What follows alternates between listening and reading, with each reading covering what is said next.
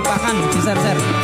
Sesekening jero dodo pancen Iya betul. ngarake arep kepiye maneh kowe wong randuwe aja selak pateni marang kahananmu kang mas pupusen rasa tresnamu Mas Lim Basil.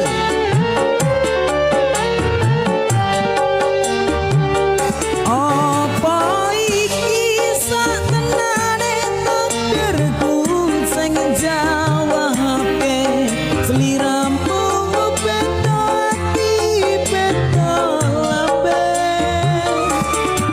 wis kadung mati rasaku kang mas rungono tangisku becike kowe lunga saka uripku Mari pasangan langgan lintang neng angkasa kowe tega gawe lara marang tresno.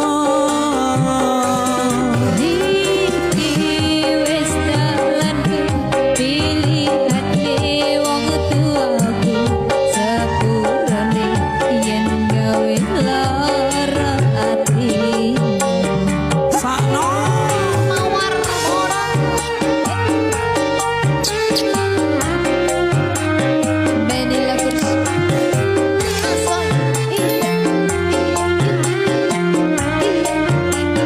Kak Jeffrey Nicole. keren sekali Jeffrey Nicole ya. Harun Sulawesi. Wow. Jasa bongkar pasang kumis. Matur nuwun Kang. Kene apa sifatmu saiki wis beda kowe ninggalke aku mentingke wong liya apa rasa tresnomu saiki wis serna kaya lumut ning pinggir segara.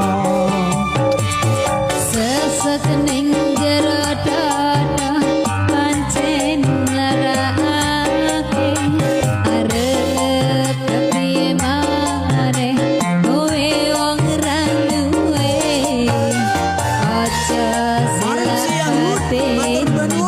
marang kahananmu kang mas pupusen rasa tresno. Oh, kegedean. Apa? Kalau nonton Bang, siap.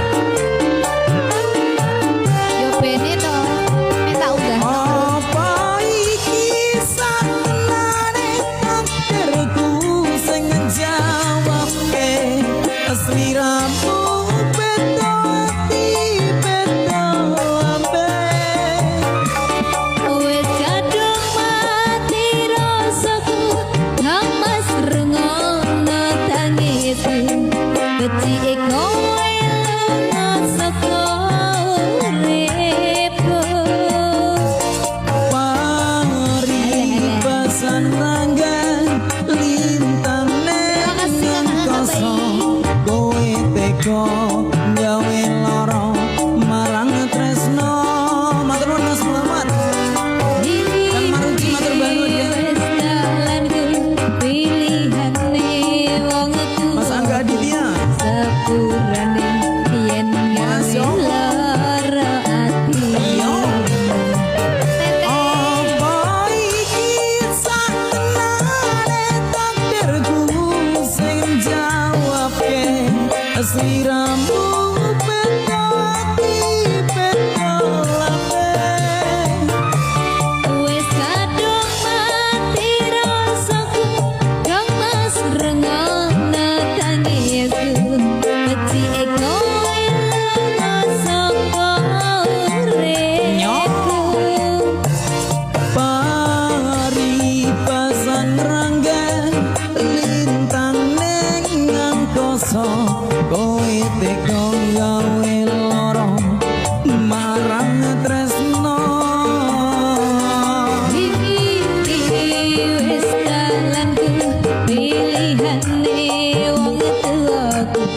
sepurane yen gawe lara ati Lagi belajar. Sepurane